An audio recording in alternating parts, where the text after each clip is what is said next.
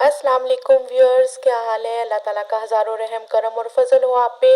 आज मैं आपके लिए इंतहाई मज़े की बीफ नली पुलाव की रेसिपी लेके आई हूँ। ये बहुत ही मज़ेदार पुलाव बनता है और आपने मेरी रेसिपी से ज़रूर ट्राई करना है। चलें रेसिपी स्टार्ट करते हैं। बिस्मिल्लाहिर्रहमानिर्रहीम।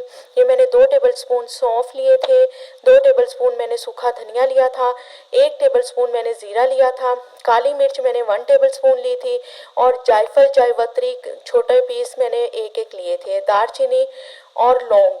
ये तमाम चीज़ें मसाले साबुत मसाले हैं। और इधर मैंने 2 मीडियम प्याज काट के रखे हैं, 5 से 6 हरी मिर्चें हैं और एक लहसुन का वो पूरा पीस है और अदरक है। आप अपने हिसाब से जितनी आपकी यखनी है उस हिसाब से आप ये मटेरियल ले लीजिएगा। ये बीफ का मैंने हड्डी वाला गोश्त लिया है, ये तकरीबन 2 किलो है। ये हड्डी वाला गोश्त आप ले लें।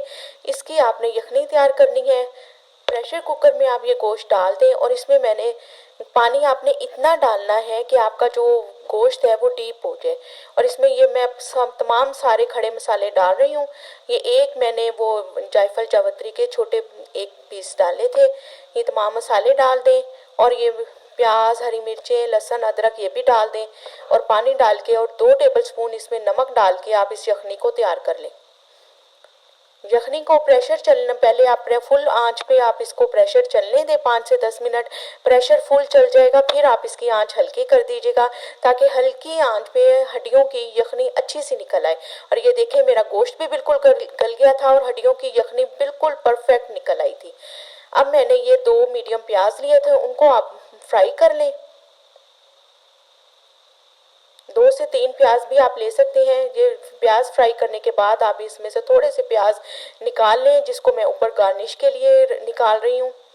पुलाव में ये ब्राउन प्याज ऊपर गार्निश पे आप जब डालते हैं तो इसका बहुत अच्छा टेस्ट आता है। जी व्यूअर्स, अगर आप ये रेसिपी से पुलाव तैयार करेंगे तो यकीन करें पूरा घर आपके पुलाव की खुशबू से महक जाएगा। ये मैंने 2 कड़ी लीव्स लिए हैं, छोटी इलायची है 3 से 4 लिए हैं और 1 टेबलस्पून ज़ीरा लिया है, बादियान के फूल और दालचीनी का एक टुकड़ा। ये तमाम चीज़ें आप प्याज फ्राई करने के बाद ये खड़ा मसाला आप डाल दें। इसमें ऑयल में हल्की सी जब खुशबू आने लगे तो आप इसमें 2 टेबलस्पून जिंजर गार्लिक पेस्ट यानी लहसुन अदरक का पेस्ट डाल के आप इसको फ्राई कर लें। इनको हल्की सी खुशबू जब हमारा लहसुन अदरक भून जाए तो फिर आप इसमें 4 टेबलस्पून इसमें दही के आप डाल दें।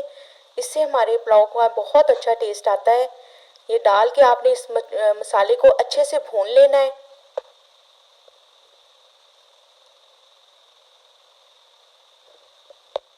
मैंने ये 1 टेबलस्पून गरम मसाला पाउडर और 1 टेबलस्पून मैंने काली मिर्च का पाउडर और 1 टीस्पून मैंने इसमें नमक डाला है। नमक आप अपने चावलों के टेस्ट के हिसाब से डालिएगा।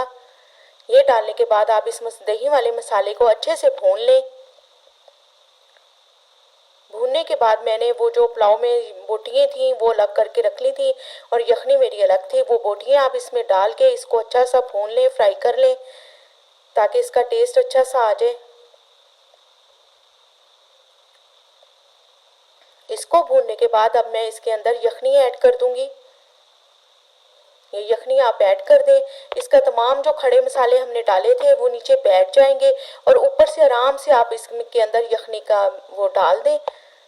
सारे मसाले मेरे नीचे बैठ गए थे। ये देखें, ये बॉईल आने के बाद आप इसमें चावल ऐड कर दें। ये 1 kg मेरे चावल भिगे हुए थे, ये मैंने डाल दिए हैं। ये देखें चावलों का पानी खुश्क हो रहा है। ये देखें कितना प्यारा कलर आ रहा है और बहुत मज़े का ये पुलाव तैयार होते हैं।